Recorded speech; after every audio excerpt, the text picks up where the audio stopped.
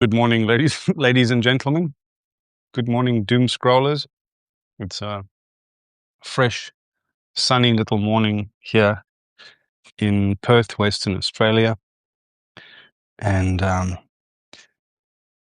what I'm going to do, oh gosh, how does this work now? There's a few, what I do at the end of my lives is Substack lets you post some shorts and some reels through to YouTube if you have a connected channel. And YouTube has got a decidedly different demographic.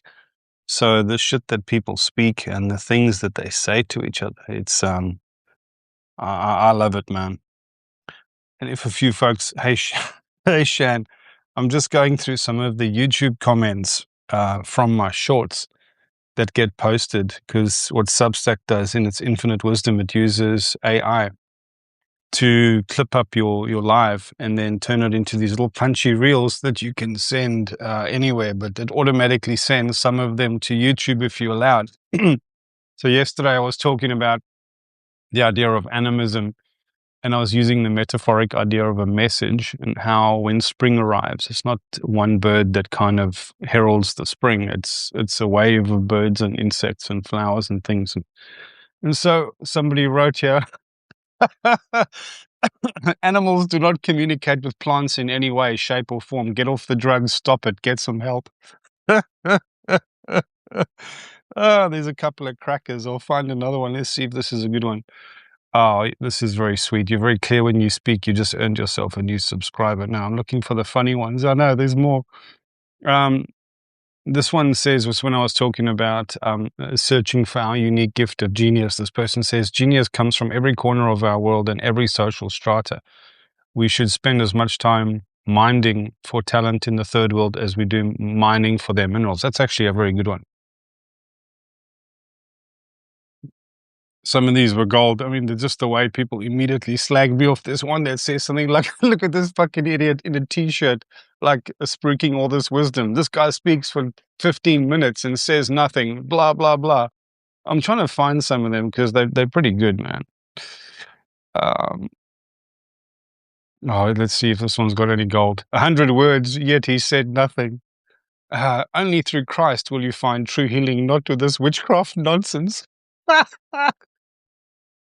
This is the video where I'm posting up this, hey, EarthNet, I'm busy going through comments on YouTube that people send me because this is the scenario. I do lives every other day, and I'm talking about philosophy and animism and the lens of archetype on our world and reclaiming words like genius, and it's just a very wide plethora of things that all has to do actually with trying to relay a signal of more sanity and more maturity into the field, hey Zoe, so that human beings of a certain stripe can start recognizing, oh gosh, this is normal. We could all speak just like this. We can all be just like this. We don't have to put on these ridiculous shows, and we can start calling a spade a spade. We can start using our own voice. That's what my project is about, yeah. So in this now, Substack takes some of these videos and allows you to post it to YouTube. And of course, there's no discernment or discrimination. It's just like 4 of the best clips. I don't watch them. I don't check them. I just kind of hope that they land. And I've been doing this every day. And inadvertently, hey Joe, inadvertently now, the usual YouTube trash sort of encounter my work with zero context, and they're piling in there with these mostly unkind comments, and I'm trying to find some of the best of them to share with you, because I find them, they're so, it's such a beautiful look in the human mirror, how silly we all are. And some of them were actually quite good. And when I do encounter a good one, just to let you know, I let the person know, and I said, hey, thanks, man. Come to Substack. That's where the real magic is happening. Because I'm also trying to draw such people away and say, like, we're making a human stand. We're making our last stand here on Substack. But I don't seem to be finding more of those, the spicy comments. Maybe this is one. Oh, this is a good one. some dork with a beard and a t-shirt making videos by himself in his backyard until telling everybody else what leadership is all about. Some dork with a beard and a t-shirt. You know, this Daytona says what 9333. He's making a good point. He's making a good point. And I love it. I love it. Humans are so beautiful. We're such clowns. Um, This person actually says, because I was talking about that irony, looking back when I said it's so amazing that humanity at large, like it's a thing in our society that we really respect and we prize genius, but we also love this virtue of self-awareness. We think both of those are good things, just not together. No one's allowed to be a self-aware genius because then they're some sort of danger or problem. So this person says, I would need an example of a self-aware genius that we condemn. I have a feeling once you list a name, it will become pretty evident why society possibly condemns them. That's a challenge, is because for every statement like that we make that has veracity and truth in it, there is some kind of edge case. Joe Cash, wait until they get a load of me. Tell us, Joe, what a load of what exactly, mate? What are we? You mean the people on YouTube? And this person writes, I would argue that we actually condemn both geniuses and self-aware people. It's just that it's irrational to condemn them, so we pretend that we don't. Yeah, there's some good stuff here. And as I said before, when I do encounter people making good points, I actually invite them to Substack. None of it makes sense. The more aware you become of these little paradoxes, the more difficult it becomes to live in society. The movie Brazil is a good illustration. I have not seen Brazil. And I'll quickly scan to see if I can find one more of those spicy comments, and then we'll let it rest. Well, this person just said, well said. Anyway, some of them are so dumb. They're not even worth talking about. I was talking about weirdo with the beard. Yeah, there we go, Joe. I was talking about how to become the human algorithm, how to become the ghost that wakes up inside this ugly machine that we're in, because we can. And this little clip made it through, and someone said, hey, your algorithms do work because I'm watching this. And then I was talking about saying that I actually need the listeners' help to like this and share this and all the rest of it. So they said, other than needing people's help, what do you need? So people are full of such spicy comments, and it's colorful and funny. Oh dear.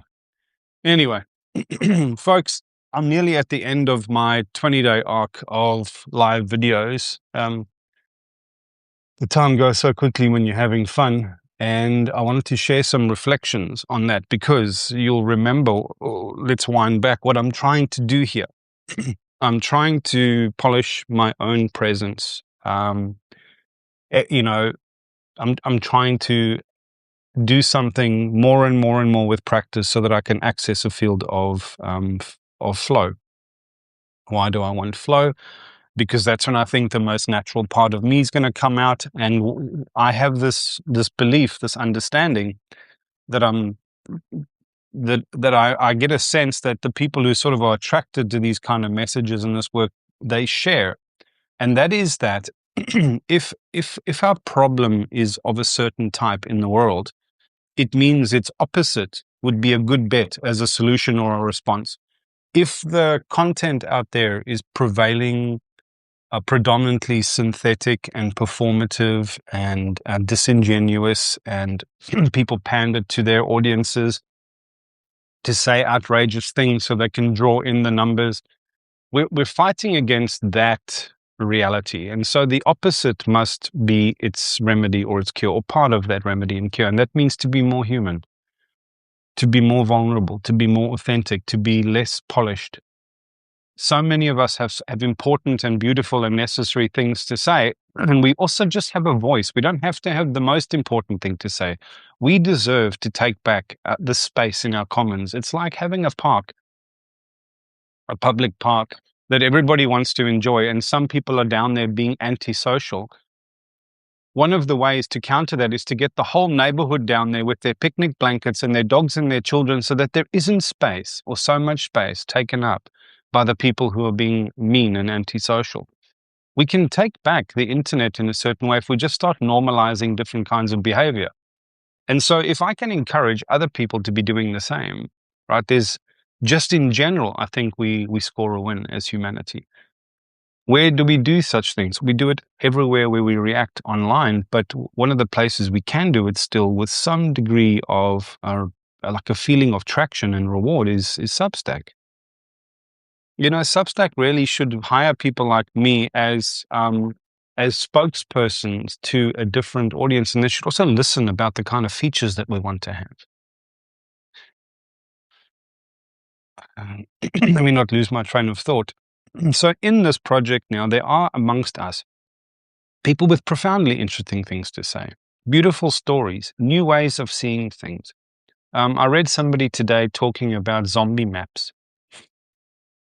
The writer's called Dear Cassandra.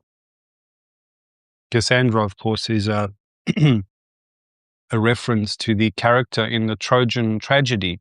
It's this young princess of Troy who, because she does the wrong thing to the wrong god, she's gifted with this power of foresight. She can see the future, but she's cursed that no matter how accurate her telling is, no one will believe her. So as the tragedy that is going to unfold in Troy, where the Greeks come and they besiege it and all their heroes get killed and all their sons will get killed and all their wives and children will either get murdered or taken into slavery, she's warning about all of this, the fall of the great city. And of course, nobody listens to her, nobody believes her, and the inevitable happens. And Cassandra has lent her name as the archetypal character of somebody who has prescience, who has an insight of what's going on and what the consequences will be, and fated to not be believed by everybody else who is so certain that they've got the measure of everything. The warriors are so certain, the merchants are so certain, the priests and their gods are all so certain in that story. And as we know, the shit hits the fan in such a way that that becomes a forever story in our memory. Right, so that's the reference to Cassandra. And this writer said, there is this idea of zombie maps. And so all of I call them our isms, but this is such a beautiful way. What is a zombie map? A zombie map is a map towards life, or towards what we think life is about, towards success, towards salvation, towards redemption, towards perfect utopian society. So it's Marxism, communism, capitalism, Judaism, and then all of the Christianities and the Islams and the other ways in which we have Stoicism even. There's threads, golden threads inside each of them. But the way that those isms are practiced and the way that they argued and enforced at the tip of a sword, it means that they're zombie maps. They're not leading to life or to any of the things that they are promising. They're leading into like a zombification of you're being led around by an idea. You are not the thought leader. You are being led by a thought. Yeah, that's the notion. And this person is talking about it's time to transcend our zombie maps, because zombie maps take us into the reality of the zombie. Like it's not going to be something. Yes, people will be animated and they'll be moving around and doing things, but they're not doing things in the service of the light of their own soul or their own life or of meaning, right? They're doing things in service of something that has a dark agenda for human beings. And such voices, that's a beautiful idea. It's so simple. It's all the things that I've been saying and prattling on about for years, but compressed into this one statement, right? We have such human technology and such human medicine that we can share. And each of us on this call has something that is trying to live through us that is that simple and that beautiful and that profound and that necessary for our moment. So I'm trying to encourage people to find their voice and find this authentic flow and this ease and comfort with just being an imperfect person in the world, just fucking showing up with a camera skew and bedhead. I looked like I got dressed up for a Wham party, But fuck it, man. We're all just human beings. And if we can normalize that again, And if we can find our voices, and if we can transcend this fear we have of being seen. Zoe, I know you have that fear. Still, you have so much to say, and you're still yet to post a thing, and you're polishing that essay of yours to death. Just say it wrong. Get the first one out. The next one will come. The next one will come. And if you're in a community of well-wishers, of people that are actually trying to pull together in common cause, which I certainly hope some of us have that inclination by now. When a young voice comes through and says anything, we're not going to sit and critique the shit out of them or tear them down. We're going to find ways to build them up and to encourage them and to help them polish their work and refine it so that we can all benefit from such things. Anyway, that's what I've been doing with these 20-day lives is I'm quietly talking about my philosophy, I'm trying to share some of my personality, I'm trying to raise some of these interesting things, and I'm trying to talk about these ideas for a project that I've got of pulling a community together, of creating a platform right here on social media, on Substack, where speakers and writers can share their ideas and share their ideas in a space where people are actually receptive and enjoying it, and we're all holding a certain line of maturity and of goodwill and of like human values in defiance of these performative norms which we've all become so accustomed to tolerating or normalizing or accepting, right? Anyway, let me know your thoughts, because otherwise I'm about to wrap up my ramble.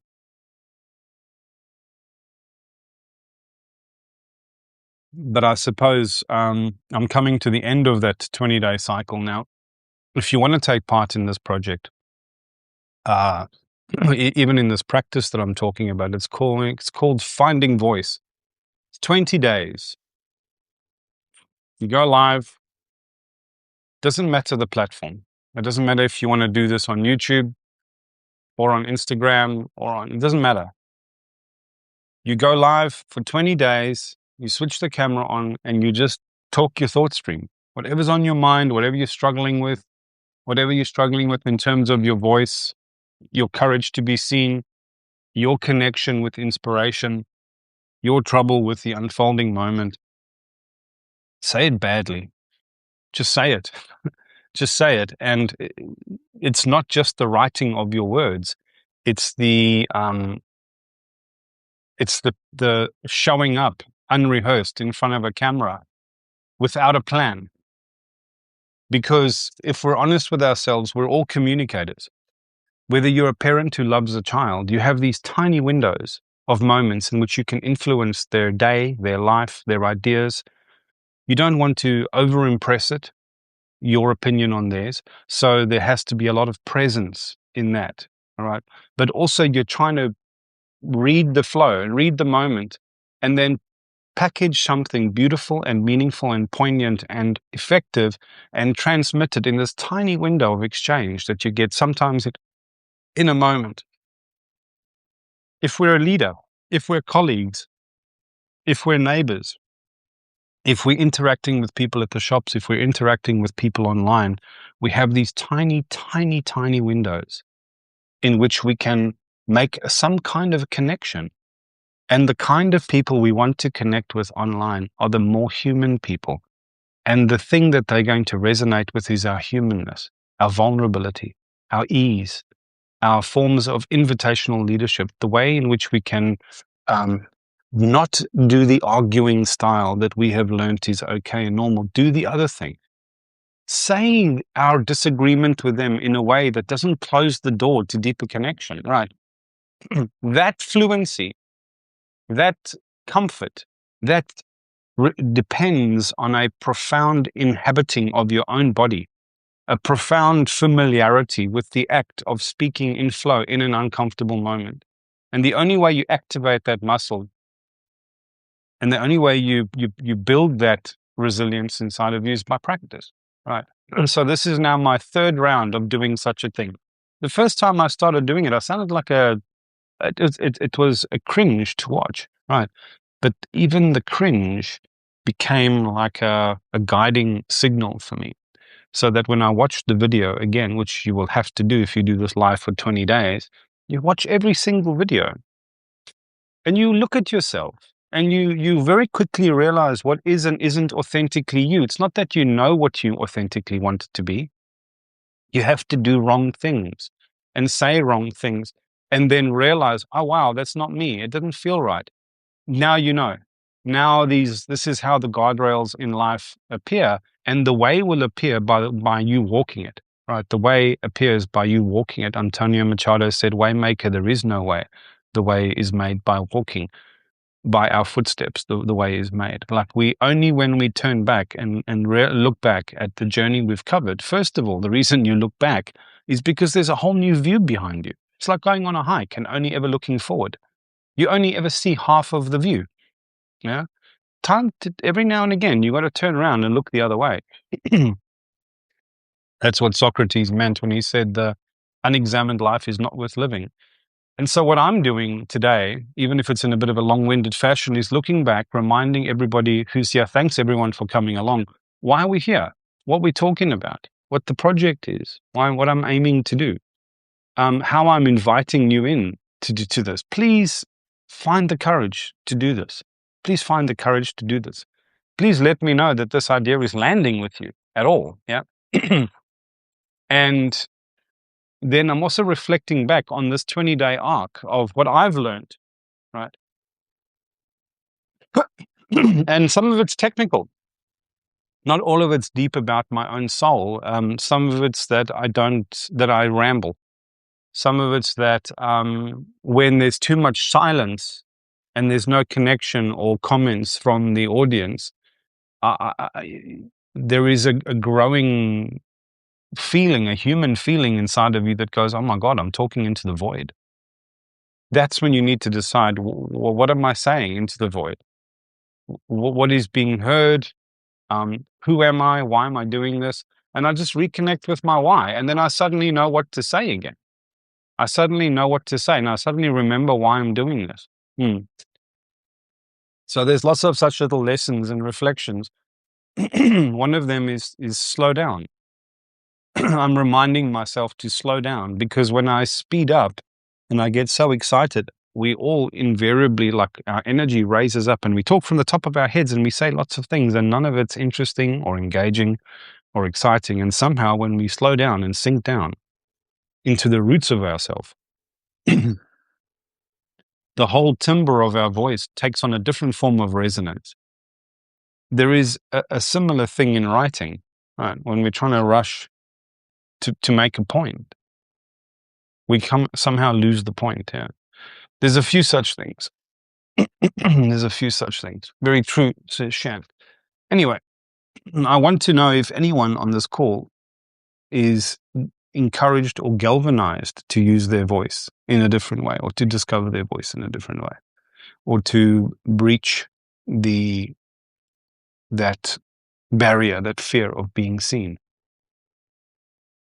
And so he says, I promise I'm not afraid to be seen. My process and delay is both very human, mundane, and also incredibly sacred. Soon, very, very soon, Kairos. I trust you and I believe you. I believe you. You see, human beings can get things wrong, and it's okay. I got it wrong. I got it wrong. Yeah. Are any of you, willing to do this for such a cause? I don't know how to find such people, and I would like to find such people. I have so many thoughts, but I'm driving. Yeah. Thanks, Joe. Shan says, I'm keen to get back in front of the camera. Yeah. And I think you've got skill and talent there, Shan. You've got a personality that does well in that context. Yeah. And I have the sense that there is a podcast that can come from such an intentionality in a movement. The traction is small and slow, but I also believe that a wave of change is moving through the world and people are becoming more ready for such conversation and such ideas. And the biggest problem is reach. The biggest problem is reach. How do I rely on a digital algorithm to let other humans know that this is the spirit or the sentiment that's being shared. It doesn't understand it. It understands word matching. If I say Epstein or Chopra, Deepak Chopra, or if I say Trump, or if I say, it understands that. If I talk about an idea that causes outrage or dissent or drama, it knows about that. If I latch on to some trending thing in the moment, some further thing to derange us all and to drag us lower and lower into our zombie maps and our zombie arenas, it knows about that. But you know what it also knows about? It knows about when people share things. It knows about when people comment. It knows about when people hit the love heart. And unfortunately, we're going to have to start from where we are with what we have. If Substack is all that we have to rely on the goodwill and the engagement of people, which is why this is so hard to talk about. But one of the things that we need to normalize is asking and reminding our audiences and ourselves as consumers of content that we appreciate. We don't fucking take the time to say anything to the person. Even if it's just excellent work, I appreciate what you're doing. And then if you find someone of kindred voice, share their work and say, this is what lights me up about their work. Just that. We're so used to consuming passively because we think that it's not our job to curate these algorithms and teach them what human beings like. It is only human beings' job to do such things. You know, when I was young and there was something that went wrong, I would say to the adults in the room, oh my gosh, isn't someone going to do something? And they said, don't worry about it. The nature of people is that you'll try and ring the television station to complain. And I promise you, there's 100 grannies that are already on the call and, you know, they let nothing slip. Just the function of human society, there are enough people complaining that they'll get it right. And that was true for a long time. They were proven true. Somebody said the word tit on television, and the next thing there was an apology the next day because 1,000 grannies had phoned up and had their word. And we began to rely on the elders. Don't worry, our elders will get it. The elders of the community, they'll make a fuss and they'll make a stink, and they'll get on top of things. The thing is, we've squashed the elders out of the conversation. We've humiliated them. They're also out of touch, right? Our social elders are not on social media, right? And they're not equal to the understanding of what is going on social media and in our lives at the moment. They live in a different world in many ways. Those people who would do the complaining for us.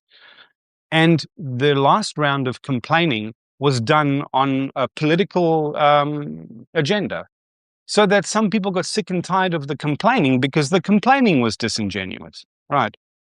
And so it's going, and so it's going, and so it's going. And so now we get to the place where we've all just stopped complaining. And instead of complaining to the organizations that we now believe will not listen to us, who believes that if you complain to Facebook or Instagram or Substack that anyone is going to give a fuck? We don't believe that they will. And so what do? We just internalize it, we normalize it, and if we complain it, or we complain to each other. And what does that complaining to each other do? Can you imagine getting on an airplane flight, a paid flight where you and the person in front of you and the person behind you paid for a ticket to be there, but you're all now so squashed and cramped? Who do you argue with? When the person tilts their seat back in your face, you get cross at the person in front of you. And that's exactly what the airline wants you to do. They want to make it not their fucking problem so that the passengers are angry and arguing with themselves and don't apportion blame to the people who are actually responsible. And so it is incumbent on us to find a different way to have these engagements. So Gary says, hello, Gary just joined. Joe says, I just parked at the house. I love what you're saying and the alternative economy that you're talking about. I've let my Substack alone because I've been thinking about who I am. I've been thinking about who I am and what I want to say.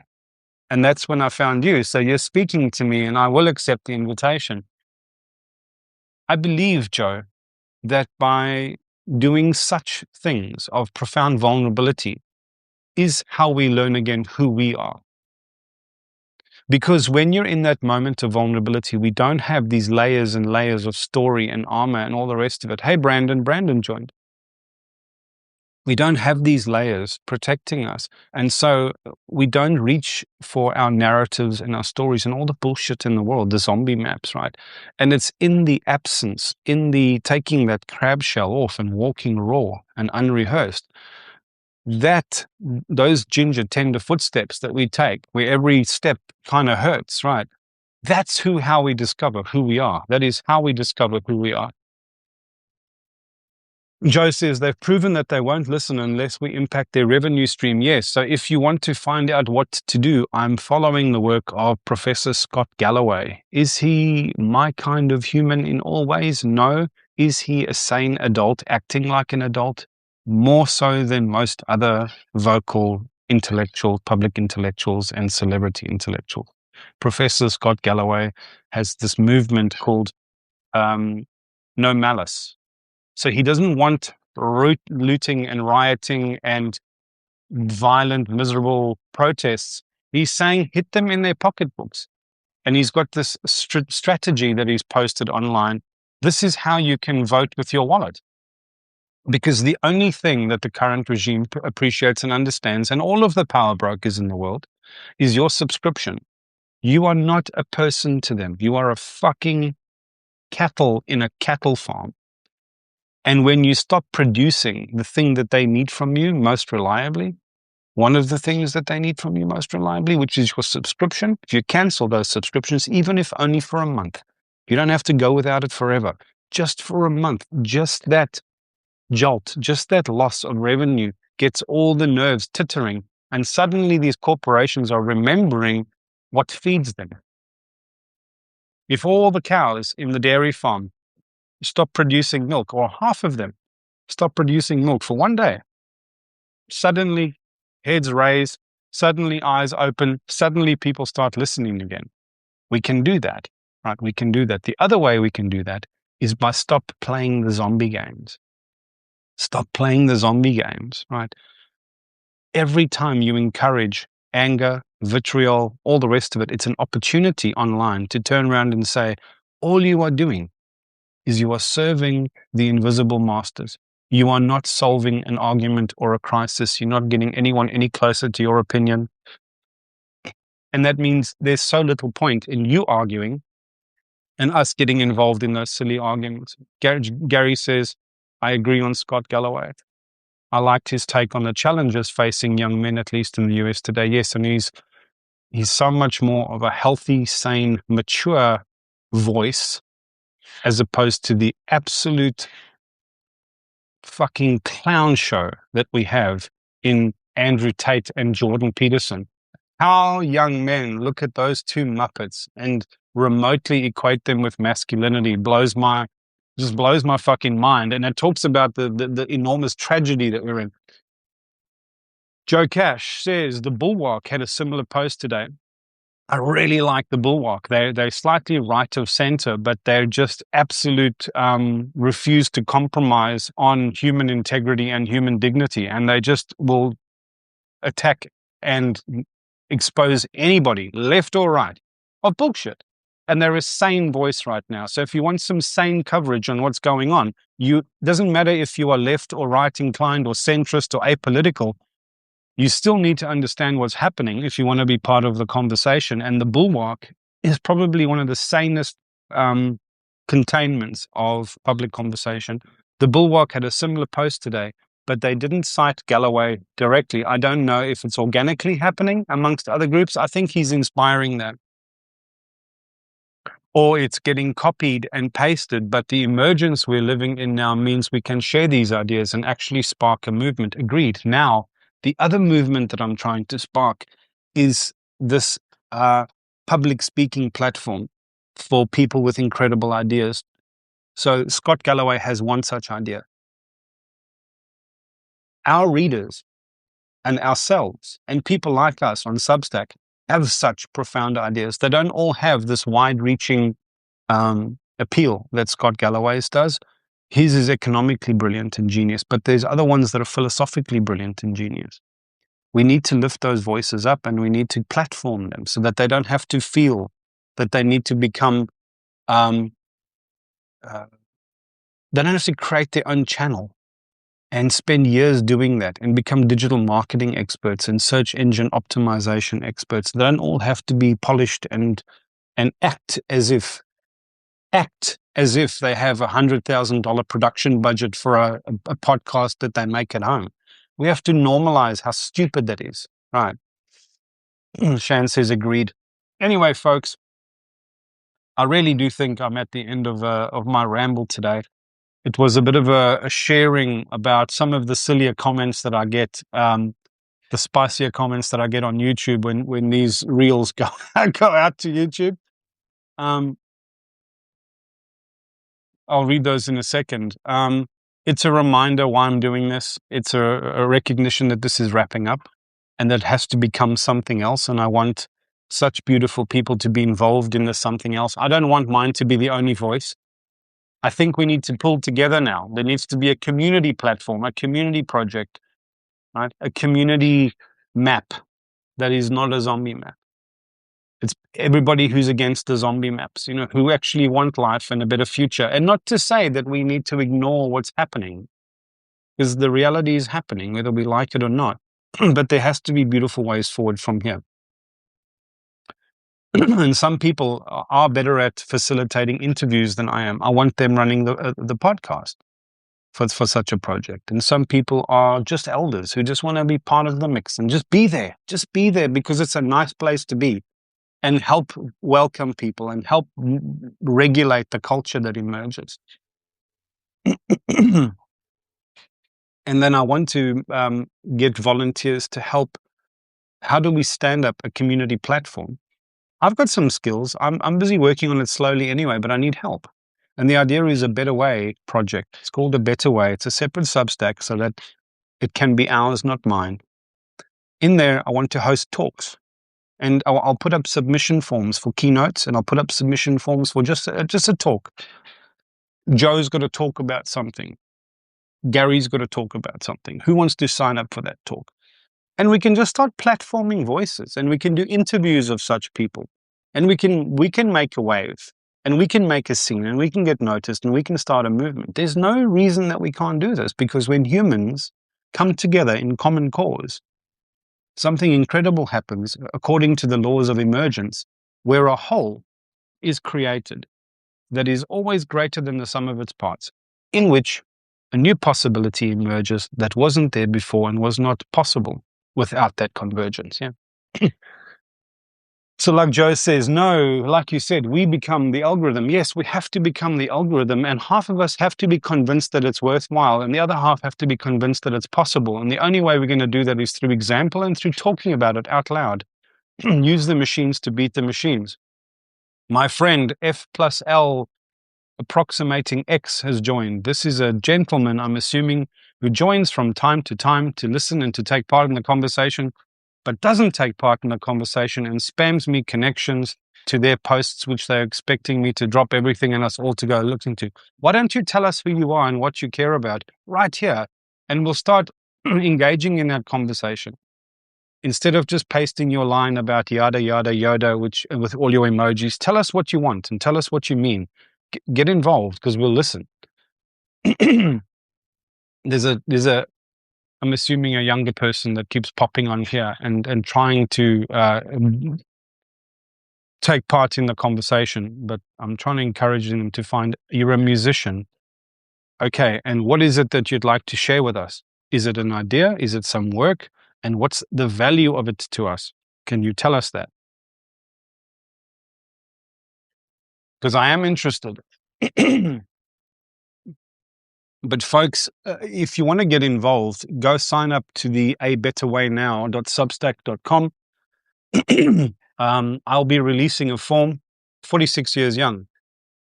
Thank you for letting me know. Let us know your real name, man. And I'll be introducing another form where people can submit just ideas to go onto a community backlog, so that we're creating a community platform that is steered by the community, so that whatever features the platform has, whether it's hosting talks or interviews or bright ideas or a think tank for thought experiments. I've got some lovely thought experiments to share that aren't about doing anything. They're just about understanding ourselves and the moment better in profound ways that you can't get from books, because thought experiments put you in a kind of scenario and then step you through the scenario with all of its challenges and opportunities, and it clicks something in you, and it makes you be able to understand or see the world in a profoundly different way. I love sharing those two things. And other people have such.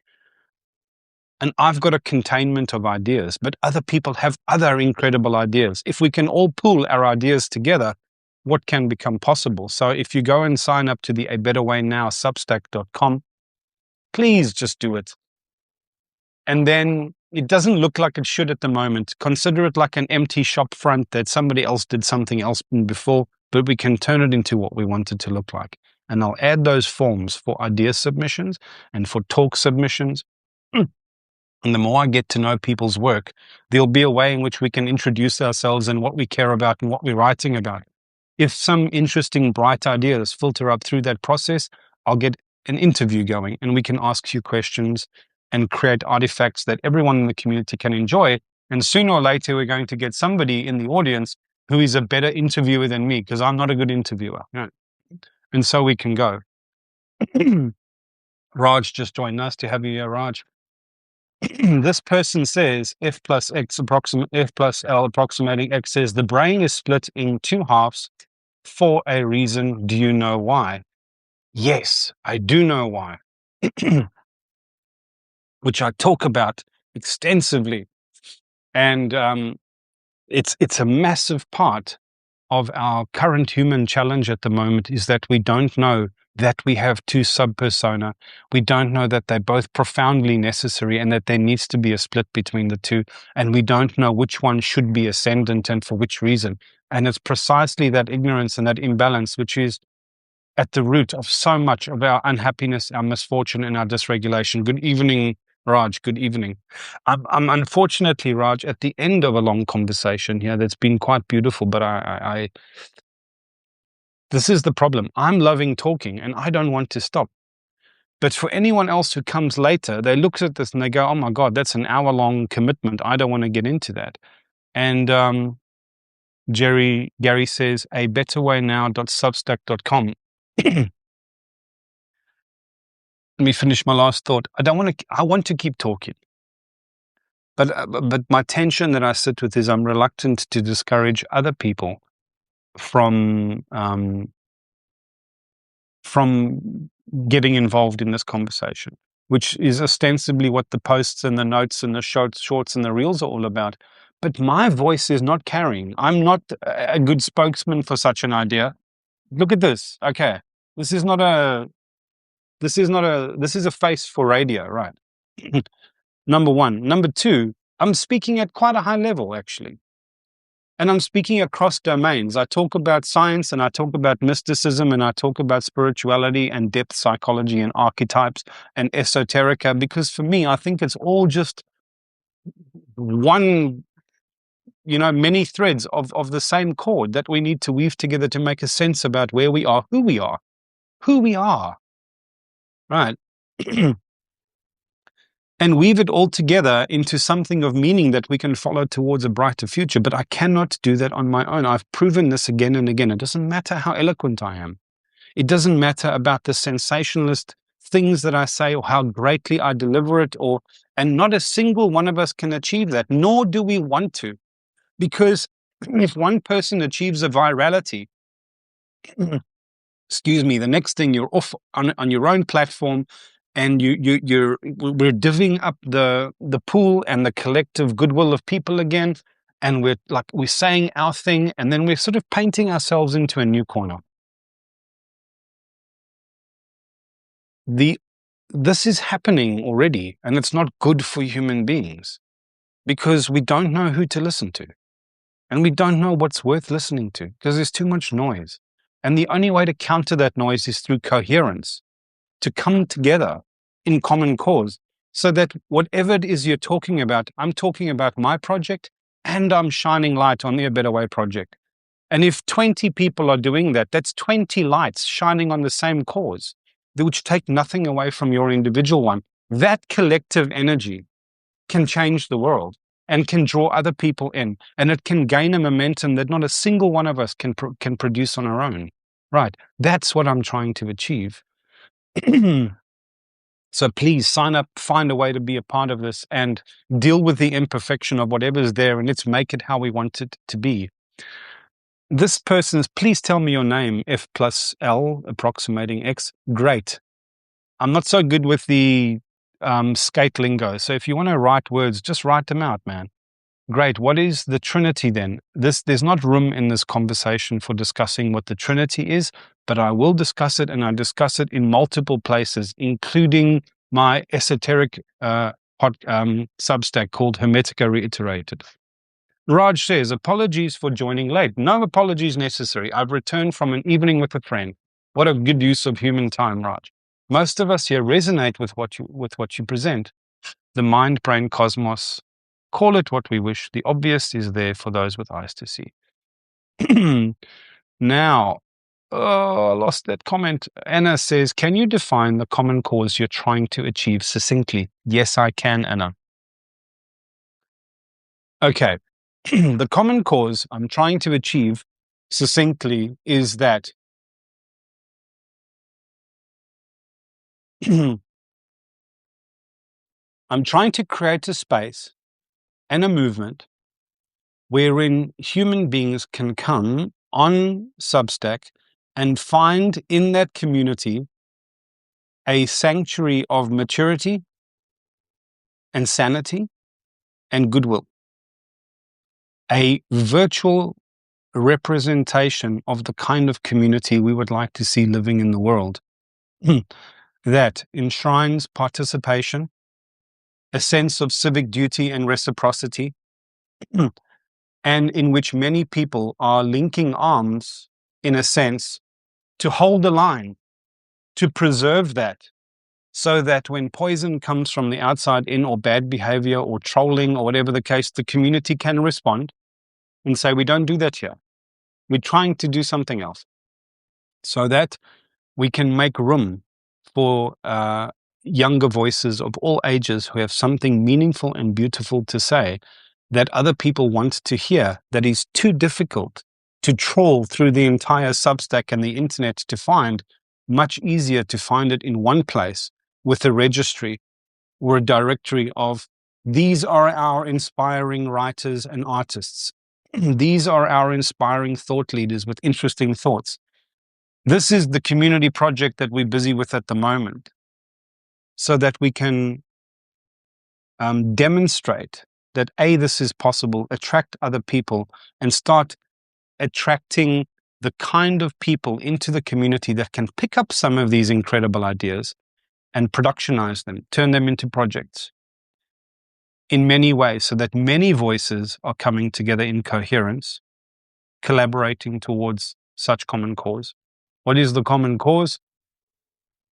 Human legacy, our human future in harmony with our environment, remembering again our dependency on this sacred platform that we're staggering through so blindly, connecting again to the meaning of our relationship with ancestors and each other, and realizing that there are threads in every single one of our religions that are worth distilling, that are beautiful. Every single one of our isms.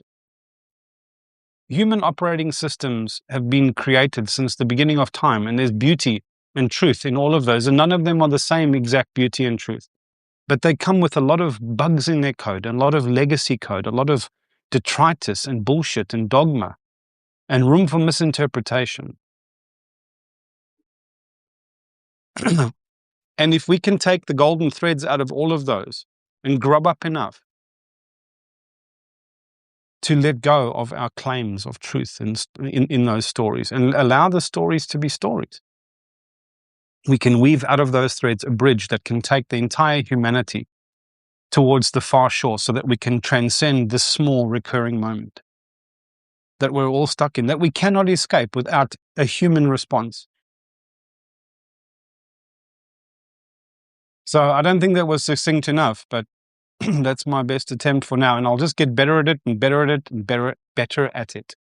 And if you go to the about page of that abetterwaynow.substack.com, the about page is a fairly succinct declaration of what I'm trying to achieve.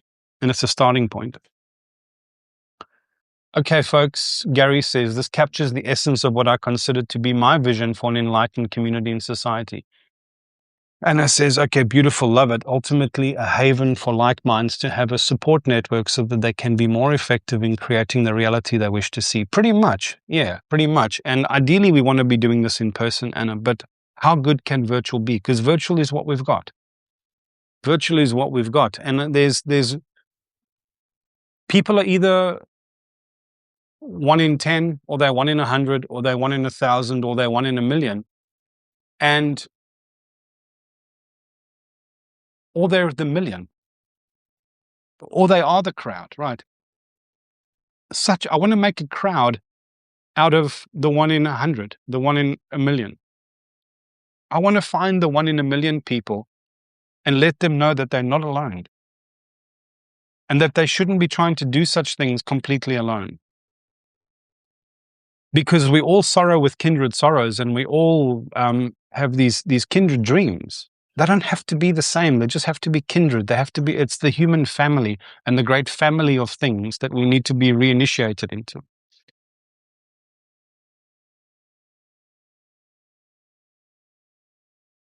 You say there's no incoherent.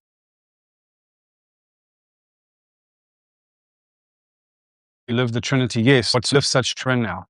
Shan says, have to jump off, but thanks. Jacob says, that was a good response, Rocco. Thank you so much. Raj says, Michael Tellinger is another genius in presenting the similar. Wonderful. My connection's becoming unstable, folks. It looks like it's a good time to wrap this call up. Thank you so much, Raj. I will read your note.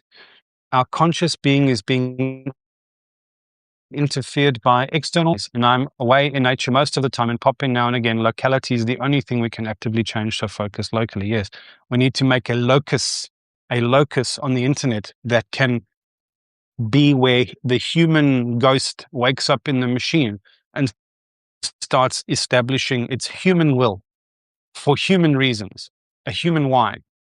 Ladies and gents, I love you. Thank you very much. Please hit me with lots of love hearts. I don't so much need that. It helps this infernal algorithm tell other human beings, hear a human conversation happen and people cared about this. I love the idea, Anna says, that a space like this can empower people to become leaders. Yes. Yes, leaders in their own real lives, to create tangible and necessary systems. Yes, very much so. Leadership is a distributed function, or it is not leadership at all. 100%. F plus L approximating X. Your mistake, my brother, is that you assume that I don't get your point and that I'm not operating from a transcendent understanding which has a broader project or context already. You would probably do yourself an enormous favor by reading my stuff and getting my point. So thank you for stepping up and for speaking. Maybe chat me directly online. Tell me who you are. Tell me what piece of your work you'd like me to digest or understand, and then explain to me why you think mine is missing. Do it again. I was disinclined to respond before, but let's try again. Be the captain of your own ship, Raj. Gents, thank you very much for your time here and the long ramble, but here we are. Here we are. Have a beautiful evening.